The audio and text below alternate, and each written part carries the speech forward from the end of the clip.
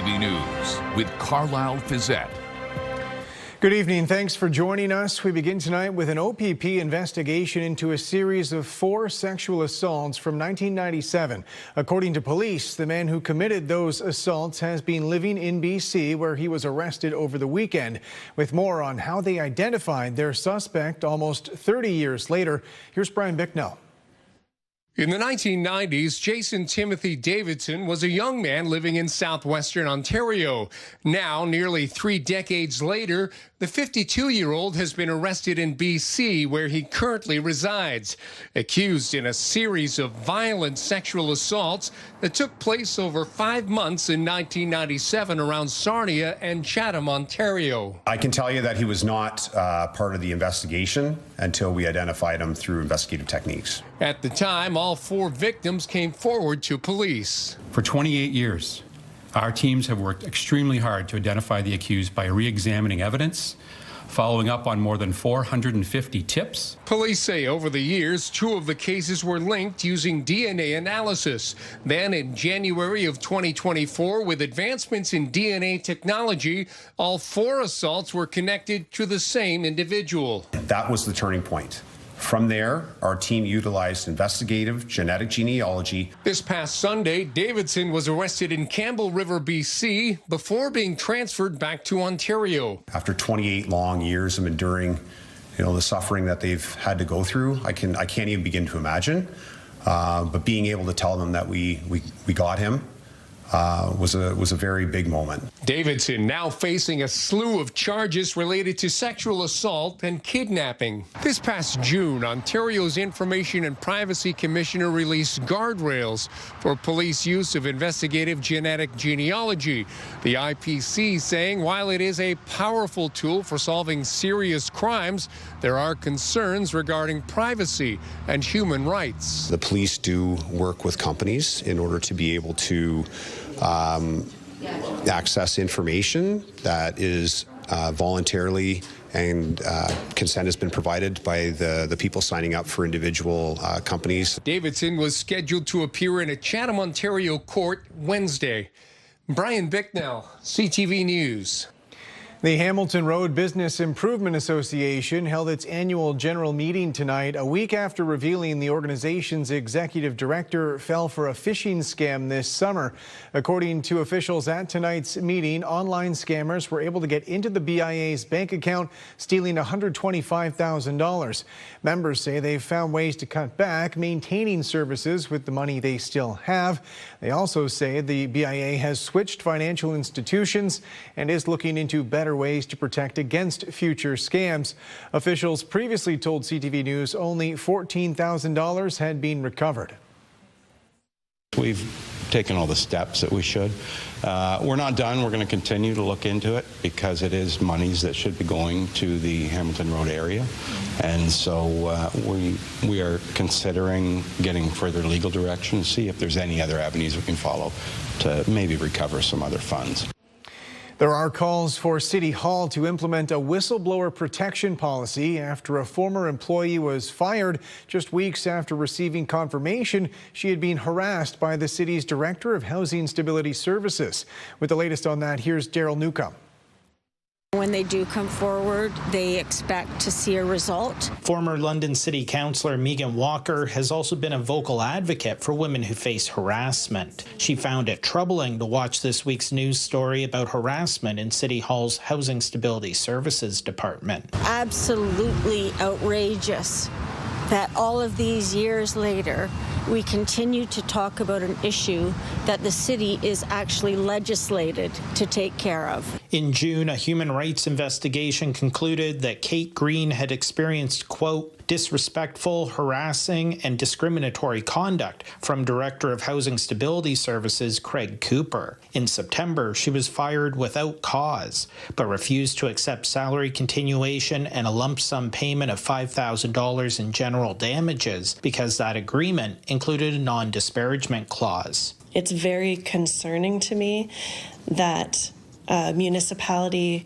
would use public funding in order to silence a woman who's experienced harassment in their workplace.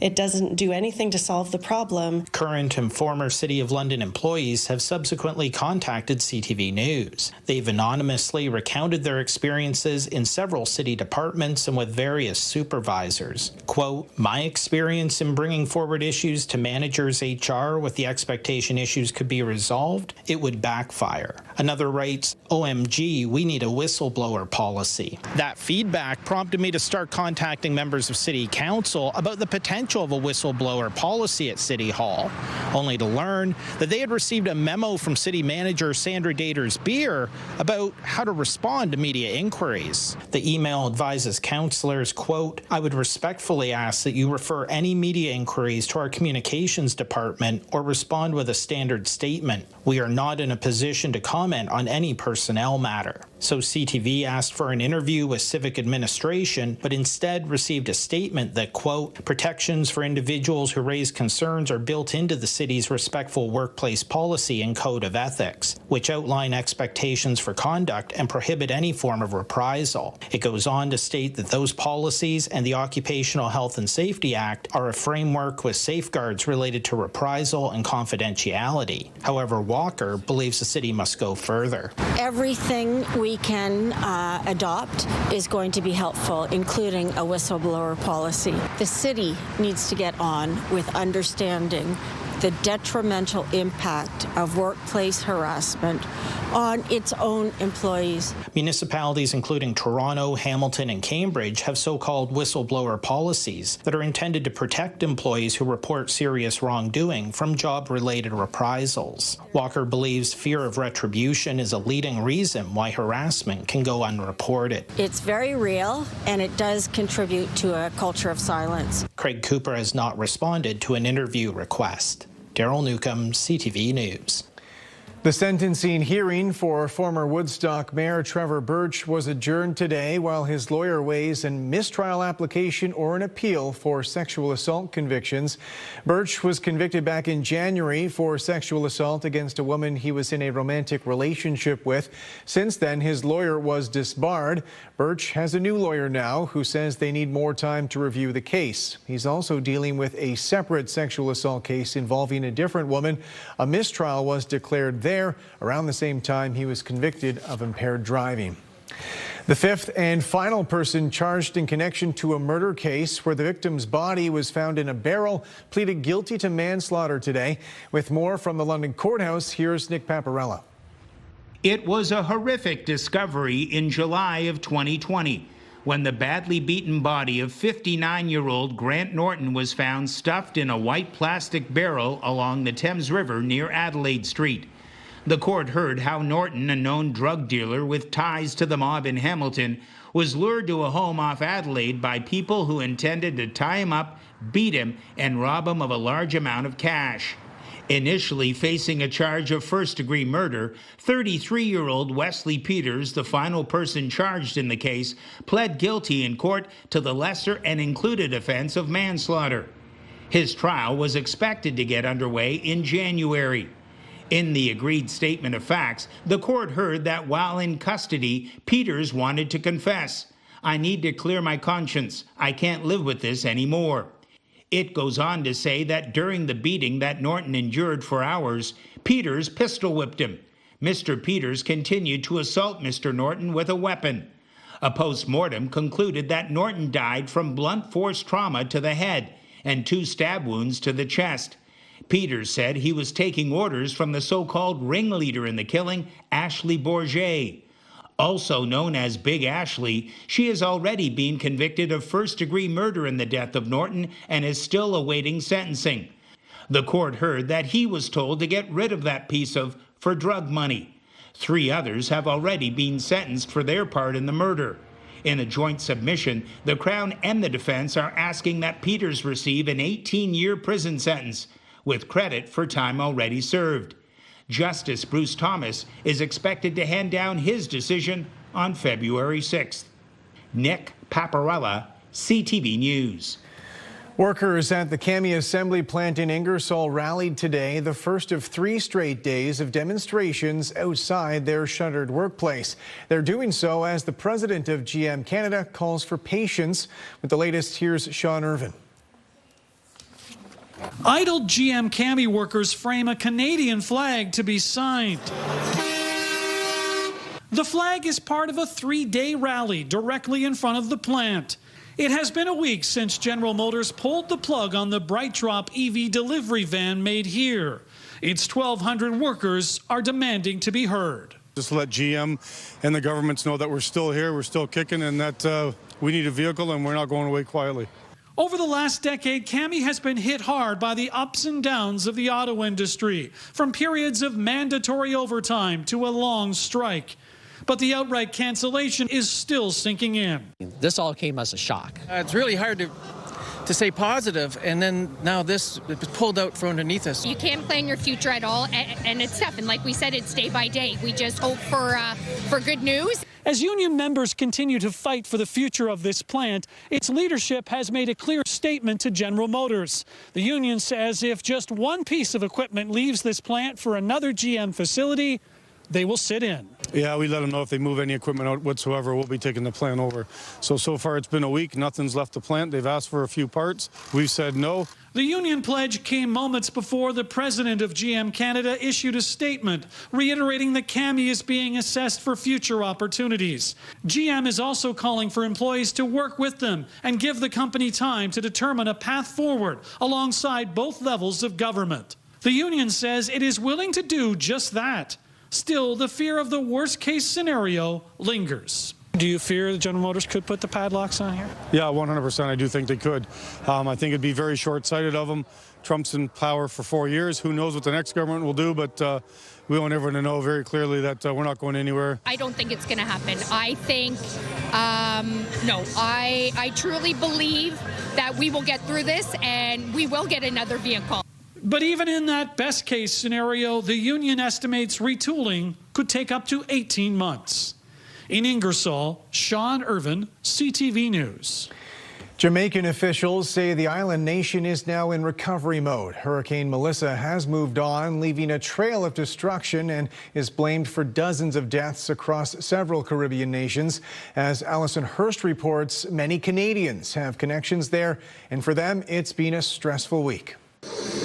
Michael Ryan watches the catastrophic destruction and devastating aftermath of Hurricane Melissa that pummeled Jamaica.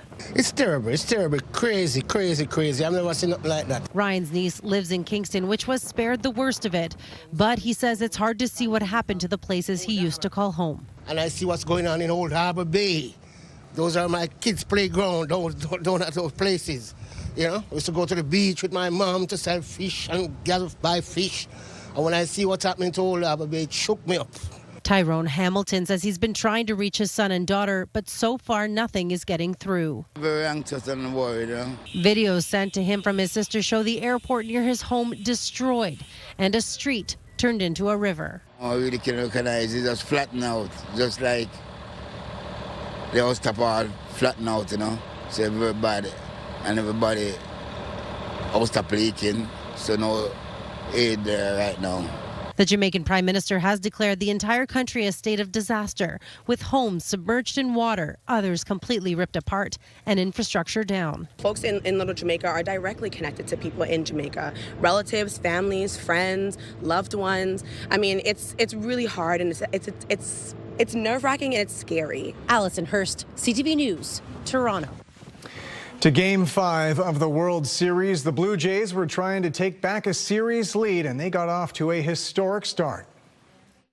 Here he comes, off from going Game 5 with a fastball that's hit in the air to deep left field, call to the track, it's on the first pitch of Game 5. And so you get punched on the very first pitch, and now Vlad Jr. hooks a ball down the left field line. They've got back-to-back. Yeah, the Blue Jays' first two batters each hit home runs, something that has never happened before in the World Series. Toronto also got a great pitching performance from rookie Trey Savage, and they added a couple more runs in the 7th inning. They took a 5-1 lead, eventually winning the game 6-1. This game actually just ended minutes ago. A 6-1 win means the Jays now have a chance to win the World Series at home Friday night. Still to come, London's haunted history. We speak with the locals who share their experiences with the Forest City's paranormal residents. 5K a day is back on 97.5 Virgin Radio. Listen to Jeff, KP, and Backstage Ben for your chance to win $5,000 Every weekday. 5K a day. Virgin Radio.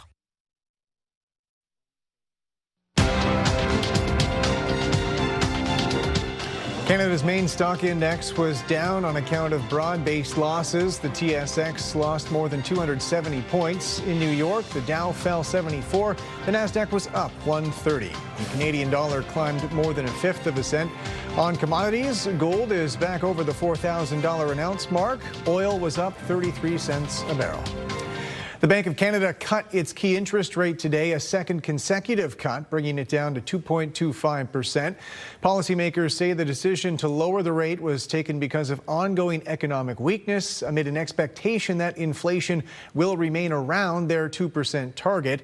The Bank of Canada's governor suggested a pause on rate cuts could come next, but only if the Canadian economy follows the central bank's projections, which is no guarantee given the situation south of the border. And on that note, Mark Carney and Donald Trump were sat face-to-face in South Korea today at a working dinner for leaders attending an Asian trade conference. With more on the tensions and the attempts toward peace, here's Judy Trin. A red carpet welcome for the Prime Minister. As Air Force One loomed on the tarmac, Mark Carney was whisked away for a dinner invitation by South Korea's president. There was no denying who was the guest of honor. Earlier in the day, Lee Jae-myung presented Donald Trump with a replica crown and a medallion representing South Korea's highest honor. Carney and Trump didn't engage each other during the photo op before dinner, but at the table, they pointed to each other in acknowledgement, and Trump briefly locked eyes with Carney after the toast. At the table, Trump said what the Koreans wanted. We had a tremendous meeting today with South Korea. We made our deal. We pretty much finalized a trade deal. That's not the case for Canada, not after this anti-tariff ad. America's jobs and growth are at stake. Trump terminated trade negotiations 6 days ago and is threatening adding 10% tariffs on top of what Canada already has. How was dinner, Prime Minister? You chat with the president at all, sir? Very good. I had a very good conversation with all the presidents. We don't know if Carney and Trump talked about resuming negotiations, but we do know that Carney will now focus on talks with Canada's second biggest trading partner, China. That takes place Friday. Judy Trin, CTV News, Gyeongju, South Korea. Hi there, I'm Julie Atchison. Increasing cloud cover overnight, tracking our next area of low pressure, but the rain will hold off until we head into your Thursday morning. Now, the chance for showers about 40%, but we'll ramp that up in the afternoon to 80. Temperature holding steady at 6 degrees through the morning. Thank you, Shauna, for this photo of King Louis. The best bet would be to get out early in the morning Thursday before the main rain moves in. I'll have all your local forecast details coming up in just a few minutes. Welcome back on the desk with Julie now. As we saw earlier in the newscast, what's been left behind by Hurricane Melissa, it is still moving though. Where's it headed now? Yeah, through the Bahamas and Turks and Caicos as we head through the overnight. That huge, massive band of cloud and rain associated with it continuing to affect those regions, dropping rather hundreds of millimeters of rainfall. As we head through the overnight, it'll continue its trek as a Category 2 storm, staying well out in the Atlantic. Now, it will brush by parts of the Maritimes as we head through the coming coming days with some rainfall and some strong gusty winds, but you can see how far out to sea the low pressure area is and as it continues to weaken. Today, Carlyle was one of those beauty days, 14 degrees, our low temperature 3, so coming in above normal. It was nice to see all that sunshine, but things are changing in terms of our next area of low pressure coming in. For tomorrow, we have rain on the way. So overnight, not too cool. Temperatures dip down about 6 degrees in London. If you are near Lake Erie, 7 degrees, and near Lake Huron, +6. Strong area of low pressure stateside, continuing to spin up some rainfall towards the Ohio Valley. This low pressure area is going to slowly start to trek towards the lower Great Lakes. And as it starts to come in, cloud cover and rain in the forecast. So periods of rain expected. You can see the rain shield associated with it. So this is as we head into the afternoon. First thing in the morning, about a 40% chance of showers. In the afternoon, periods of rain. And that rain will continue heading into the evening. The good news is this is the big area of low pressure that will impact our forecast on Friday. So the main area of rain comes through tomorrow. Friday, there is the chance for some lake-enhanced showers, although not expecting a whole lot in terms of widespread coverage. So things are looking better for Halloween, and I know that's great news for all those kids and parents out there hoping for a nice night. As we take a look at the forecast model, this is Friday, so we're back into a mix of sun and cloud. Whew, it's getting a bit cool there towards parts of southern Quebec. Even eastern Ontario could see some mixed precipitation, and look at the timing on that. That's Friday afternoon, whereas for us, we'll see the cloud cover and the chance for some scattered showers, although the probability will start to drop off. Rainfall totals with this next system coming in. It's got some moisture, 5 to 10 millimeters possible heading through the afternoon, and then the potential for another 5 to 10 millimeters Thursday night. So total could see close to 20, and you can see those numbers where areas that won't see a whole lot in the way of rainfall will be towards the Bruce Peninsula. Southern Grey and Bruce County, you'll likely see under 5 millimeters of rain. So starting your day tomorrow, cloudy with a 40% chance of showers. That will climb in the afternoon to 80, 11 degrees, so still into the double digits. Winds out of the northeast, 20, but the winds will pick up in the afternoon. So tomorrow's going to be one of those days. It'll be blustery out there. Northeast winds 20 with gusts of 40. Friday, your Halloween forecast. So we are expecting a mix of sun and cloud. There is the chance for showers, but holding at 11 degrees. The probability at trick-or-treat time drops to about a 30-40% chance. So we are expecting the shower coverage to wind down. And then as we head through the extended forecast, we look good Sunday, a mix of sun and cloud and quiet next week. Daytime highs from 10 to 13 degrees. It's nice to see the sunshine this time of year as the temperatures drop off. Periods of rain tomorrow across the region. Halloween much improved with just the chance of showers. Lake effect showers as some cool air comes in through the upper atmosphere and that wind shift across our area, but the main rain pushing across the region tomorrow. Carlyle, back to you. Julie, thanks very much. Someone in our region became a multi-millionaire overnight. OLG officials say the winning ticket for a $40 million Lotto Max jackpot was sold in Grey County. They have not said which store sold it, though, nor have they identified who the winner is. It's the 6th Lotto Max jackpot win in Ontario this year. A Halloween-themed food drive has launched in Saugeen Shores, with more on this year's edition of the Scarecrow campaign. Here's Scott Miller. It wouldn't be October in Saugeen Shores without Scarecrow sightings. Over 100 pre-Halloween Scarecrow displays dot almost every corner of Port Elgin and Southampton. At each Scarecrow, a food donation bin. Call it a combination food drive scavenger hunt. And we create a Scarecrow's tour map, which is kind of like sending people out on a scavenger hunt. Totally fun. So they take with them non-perishable food items, and they go around, they find the scarecrows, and all the scarecrows have treat bins. So we ask them to leave treats for their favorite scarecrows.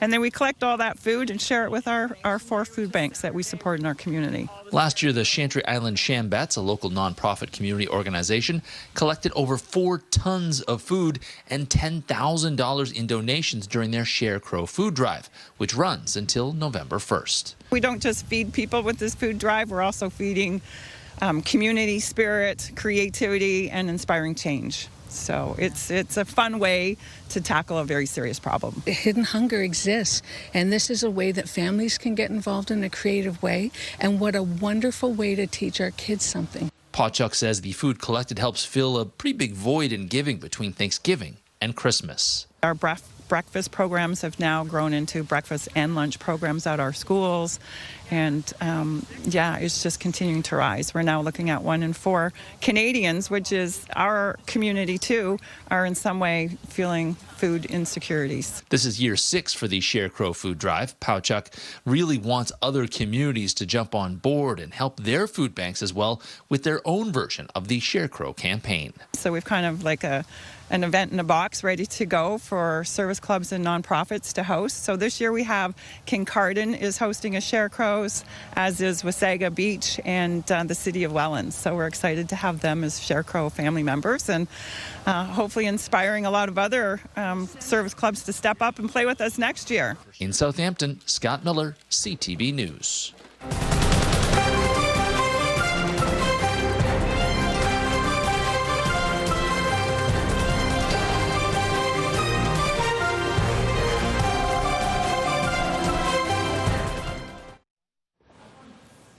Finally tonight, in the spirit of the season, we thought we'd look into the rich history of London's most chilling tales. With more on the Forest City's hallowed haunted venues, here's Lauren Stallone.